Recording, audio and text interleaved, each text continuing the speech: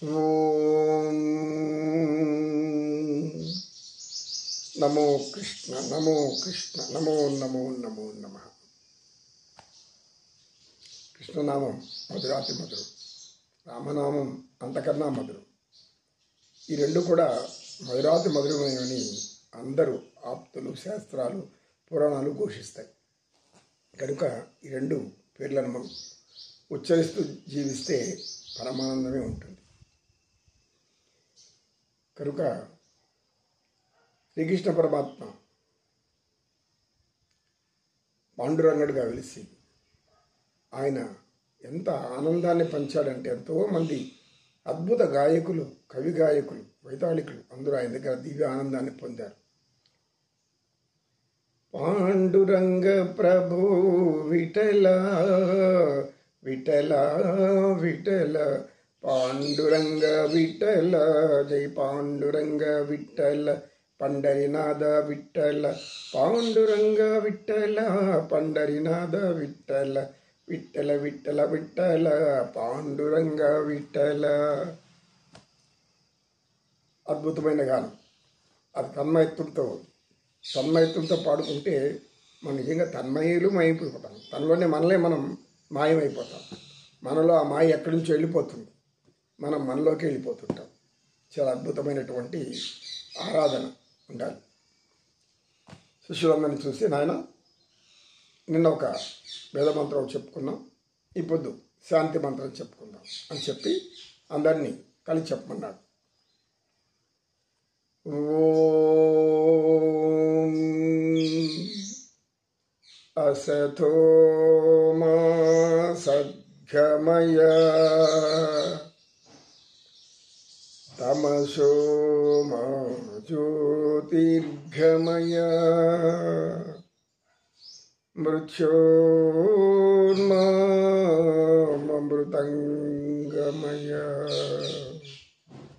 ఓం శాంతి శాంతి శాంతి.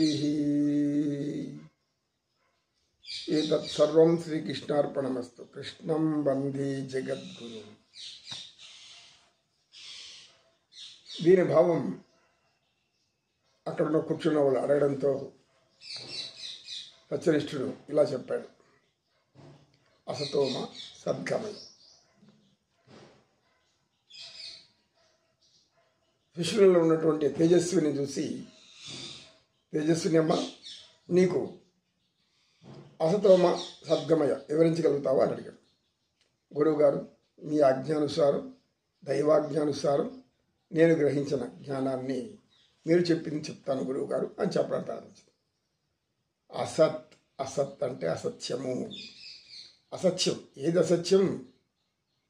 ఈ సృష్టి అసత్యం. ఈ యొక్క కనబడుతున్న సమస్త ప్రపంచం అసత్యం. మనం కూడా ఒక అసత్యమే. సత్యం అంటే అనిత్యం, శాశ్వతమైనది కాదు. ఎందుకు కాదు? మనిషి కొంతకాలం జీవిస్తాడు, చూస్తాడు, ఆనందిస్తాడు, ఇవన్నీ శాశ్వతం అనుకుంటాడు. చనిపోయిన తర్వాత అతను కనబడుతుందా? అతను ఆనందిస్తున్నాడా? అతను ప్రశాంతంగా ఇప్పుడు దాని గురించి ఆలోచిస్తున్నాడా? లేదు కదా. ఎవరైనా అంతే కదా. పోయిన తర్వాత వాళ్ళకి ఏం కనబడుతుంది? ఇక్కడ ఏమి, ఎవరు బంధువులు ఉండరు, ఎవరు ఏం తెలియదు. ఏం తెలుస్తుంది? ప్రాణం పోయింది.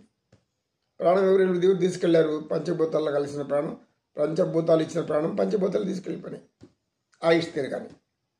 కాబట్టి ఈ మాయా జగత్తు అసత్యము అని గ్రహించడమే ఈ మొదటి వాక్యం యొక్క అర్థం. ఈ జగత్ అసత్యం, మన జీవితం అసత్యం, మన యొక్క యవ్వనం అసత్యం, బాల్యం అసత్యం, వృద్ధాప్యం కూడా అసత్యమే. ఏది చిరకాలం ఉండదు, ఇది భావించాలి మనం.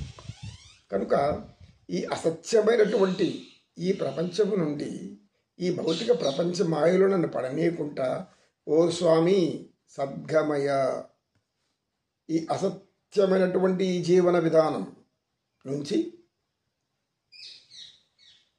సద్గమయ, సద్గతి నువ్వు తండ్రి. సద్గతి అంటే ఏంది? జీవన్ముక్తి, ముక్తి. సద్గతి అంటే నీలోకి తీసుకోను. నీ యొక్క స్థితి ఏదైతే ఉందో, పరమానందం ఏదైతే ఉందో, పరబ్రహ్మం ఏదైతే ఉందో, పరజ్ఞానం ఏదైతే ఉందో, పరమ సృష్టి రహస్యం ఏదైతే ఉందో, సృష్టికర్తమైన నిన్ను తెలుసుకునే మార్గం ఏదో అందులేక నన్ను నడిపించు అని వేడుకోవడం. అంతకంటే మరొకటి కాదు. అసతోమా సద్గమయ. అసత్యనే ప్రపంచంలో జీవిస్తున్నామయ్యా మేము. స్వామి, మేము మీ బిడ్డలం. మీ బిడ్డల్ని ఇక్కడ తోసేసి మీరు పట్టించుకోకపోతే ఎట్లా? మా యొక్క బాధ్యత, బంధాలు మీకు మీరే కదా బాధ్యత వహించాలి. మా జీవనానికి మీరు బాధ్యత తీసుకోండి. బాధ్యత మేము మర్చిపోయి ఉండొచ్చు. ఎందుకంటే మీరు చెప్పింది మేము ఇక్కడ ఆచరించలేకపోయి ఉండొచ్చు. అనేక రకాలుగా మారిపోయి ఉండొచ్చు. అక్కడి నుంచే సత్యం చేసి వస్తాం. ఒక ఉద్యోగి ఉద్యోగం చేరి రాలేదప్పుడు, అయ్యో వస్తే బాగుండు, నేను అటు చేస్తాను ఇటు చేస్తాను, ప్రజాసేవ, ఆ సేవ, ఈ సేవ అని ఎన్నో విధాలు ఊహించుకుంటాడు లోపల మనసులో. ఉద్యోగం వచ్చింది అనుకోండి, ఆ తర్వాత ఉద్యోగం వచ్చిన వారికి సహాయం చేసిన విషయం మర్చిపోతాడు. తల్లిదండ్రుల యొక్క రుణం కూడా మర్చిపోతాడు. అన్నీ మర్చిపోతారు. ఇప్పుడు నేను ఉద్యోగం చేస్తాను, నేను ఉద్యోగిని, నాకు సంపాదన వస్తుంది, నేను ఆనందిస్తాను, ఎవరట్టపోతే నాకేమి, ఇలా ఆలోచనలు మారిపోతాయి. అంటే మీ పదవి రాకముందు ఒక ఆలోచన, పదవి వచ్చినాక ఒక ఆలోచన. నీకు ఉన్నతమైన స్థితి వచ్చింది, ఒక ఉద్యోగం. ఆ స్థితిలో నువ్వు ముందే అనుకుంటాడు, నాకు అయ్యో నాకు జీవితం గడవడం లేదు, నాకు ఆహారం లేదు, అన్నం దొరకలేదు, మంచి ఉద్యోగం వస్తే బాగుండు, ఏదైనా భగవంతుడి దయాన్ని భగవంతుడు వేడుకుంటూ ఉంటాడు. సరే, ఏదో దేవుడు కరుణించి ఉద్యోగం ఇచ్చేసాడు. ఆ తర్వాత దేవుడు లేదు, ఇంకెవరూ లేదు, అయిపోయింది అక్కడ. అంటే అనేక మందిలో కొంతమంది ఇలా ఉంటుంది. కనుక ఈ అసత్యమైన ఈ జగత్తు అంతా కూడా మాయ. ఏమి ఈ క్షణం జరిగితే రేపు జరగదు. ఏనాటికి తీరో బ్రతుకు ఈ జగాన. ఈ జగంలో బ్రతుకు ఏనాటికి ఏమవుతుందో ఎవరికేం తెలుసు, ఎవ్వరు చెప్పలేదు. మరో క్షణం ఏం జరుగుతుందో కూడా తెలియదు. అలాంటి మాయా ప్రపంచంలో జీవిస్తున్నామయ్యా స్వామి. నీ పంపించావు, నీ పంపించిన కార్యం నేను నెరవేర్చలేకపోయినాను, దానికి అనేక కష్టాలు పడుతున్నాను. కనుక నీ యొక్క సత్య మార్గం ఏదో ఉందో అసత్యం నుంచి సత్యంలోకి తీసుకెళ్ళు, అసత్యం నుంచి సత్యంలోకి తీసుకెళ్ళు, సత్యంలోకి నన్ను తీసుకో. ఏది నువ్వు సత్యం అని వేడుకోవడం. అసతోమ సద్గమయ, తమసోమ జ్యోతిర్గమయ. తమస్సు అంటే మనకు తెలుసు, తమో గుణం.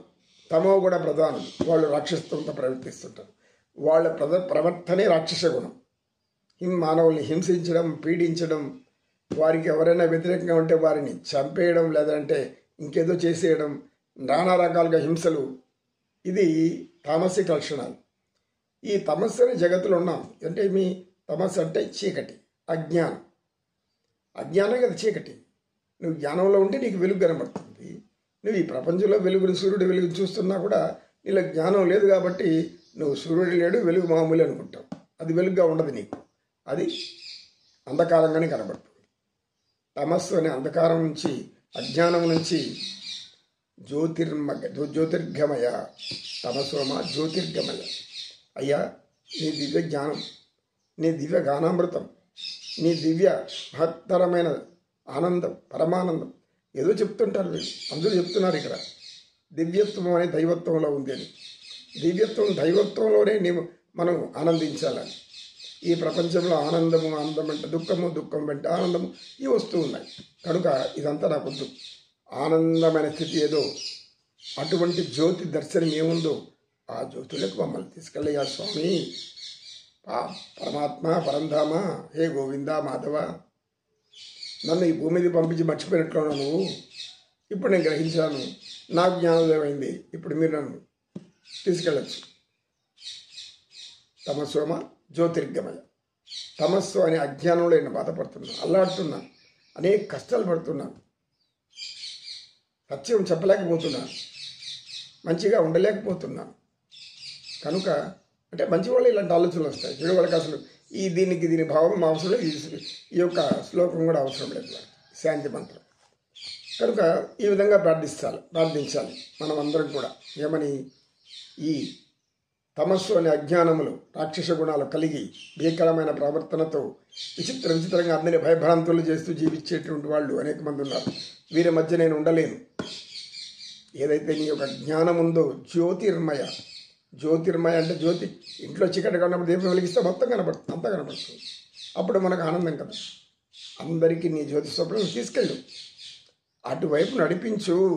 నువ్వు మమ్మల్ని చెయ్యి అటు పట్టుకో చాలు, నేను ఎక్కేస్తాను. ఇంకా నాకు అంత ధైర్యం వచ్చేసింది. ఇప్పుడు కావాల్సిందల్లా ఒక చిన్న చేయూత. నీవు చిటికి నువ్వే అట్టివ్వు, నేను పట్టుకొని ఎక్కించి వస్తాను. అనంత విశ్వాసం నాలో ఉంది. తమసోమ జ్యోతిర్గమయ. ఇక మూడవది మృత్యోర్మ అమృతంగమయ. మృత్యు అంటే అందరికీ భయం. మనం అందరం భయపడతాం. పండితులు అందరూ ఎవరైనా కాదు, ఎన్ని జ్ఞానం ఎంత బోధించినా వాళ్ళు చివరిలో మృత్యువు మన దగ్గరికి వస్తూ ఉంది అంటేనే లోపలనే కలగడగడ ఉనికిపోతాం. అయ్యో మేము ఇంకా బతకలేము, చనిపోతాం. అయ్యో ఈ శరీరం వదిలిపెట్టాలి, ఈ ప్రపంచాన్ని వదిలిపెట్టాలి. ఈ ప్రపంచము నేను సంపాదించింది ఇంత, నా ఆస్తులతోనే, నా కోట్లు, నా బంధువులు ఇంతమంది ఏమైపోతారు నేను పోతే? ఏమైపోరు. ఎట్లా మామూలుగా అట్లే ఉంటారు. ఒక మొదటి రోజు, ఒకటో రోజు, రెండో రోజు ఎత్తిపోయి దానవంతకాలు చేస్తారు. 10వ రోజు 11వ రోజు కర్మక్రియలు అని చెప్పి ఒక చిన్న విందు ఏర్పాటు కోసం దాన్ని చేసుకుంటారు. అయిపోతేనే ఎవరి దారి వాళ్ళది కొంతకాలం మర్చిపోతారు. కాకపోతే విడరాని బంధం భార్యదో భర్తదో ఎవరిదో ఉంటుంది. వాళ్ళు కొంతకాలం దిగులు పడి బాధపడుతూ ఉంటారు కొంతకాలం, ఎందుకంటే అనుబంధం పెంచుకున్నాం కాబట్టి. ఇది సత్యం. కనుక మృత్యు అనే భయం నుంచి మమ్మల్ని తప్పించి నీ యొక్క అమృతమైనటువంటి నీ జ్ఞానంలోకి, నీ యొక్క మృత్యు రూపం లేనటువంటి నీ యొక్క స్వరూపంలోకి నన్ను చేర్చుకో, నన్ను తీసుకో. మృత్యోర్మ అమృతంగమయ. మృత్యు అనే భయాన్ని తొలగించు. మనిషి మృత్యు భయాన్ని తొలగించి నీ యొక్క ఆనంద స్వరూపము, దివ్యస్వరూపము, తేజోస్వరూపము ఏదైతే ఉందో దాన్ని నాకు దర్శనమిచ్చు. అర్జునుడికి ఆ రోజు విశ్వరూపం చూపించావు, మరి మాకెందుకు చూపెట్టలేదు? మేము కూడా మా బిడ్డలమే కదా. అర్జునుడికి విశ్వరూపం చూపించావు, మరి ఆ రూపం మాకు కూడా చూడాలని. కనుక ఈ మృత్యు భయం తొలగించి అమృతమైనటువంటి, అంటే మృతము లేని, అమృతం అంటే మృతము లేనిది అంటే మరణించింది, అది మరణించినటువంటి ఒక పదార్థం అమృతం. అదే కదా దేవేంద్రుడు దగ్గర ఉంటుంది అమృతం కొంటామని బాండాలు. ఆ దేవేంద్రుడికి సొంతమని, అదాన్ని ఎవరు తాకూడదు. దేవతలకు మాత్రం ఒకరు ఇస్తుంటాడు ఆయన. అందరికి ఒక బొట్టు రోట్లు వేసి పో, నీకు మృత్యు లేదు ఇంక పో. అది ఆయన దగ్గర ఉంటుంది, దేవేంద్రుడి దగ్గర. అటువంటి అమృతంగమయ్య, అది చిన్న పాత్ర దేవేంద్రుడి దగ్గర ఉండేది. నువ్వు సృష్టి అంతా అమృతం లోపల ఉంటావు. నీళ్ళకి వస్తే అమృతం మాలకు వచ్చేస్తుంది ధారగా. కనుక ఈ అమృతత్వాన్ని మాకు తెలియజేయి. నీ యొక్క అమృతతత్వం ఏదైతే ఉందో, మృత్యు భయం పోగొట్టేటువంటి మహామంత్రం ఏదైతే ఉందో, నీ జ్ఞానం మాకు ఎలా రావాలో, నీ యొక్క శక్తి, నీ యొక్క గుణము, నీ అన్ని గుణగణాలన్నీ మాకు వచ్చేస్తే మేము అప్పుడు మృత్యు అనే భయాన్ని పోగొట్టుకుంటాము. అంతే అర్థం. మృత్యు అనే భయాన్ని నుంచి మమ్మల్ని విడుదల చెయ్యి, భయం లేకుండా చెయ్యి అని వేడుకోవడం. ఇది శాంతి మంత్రం యొక్క భావం. అందరికీ నా హృదయపూర్వక నమస్సుమాంజలుడు. నమో కృష్ణ, నమో కృష్ణ, నమో నమో నమ. శ్రీకృష్ణం వందే జగద్గురు.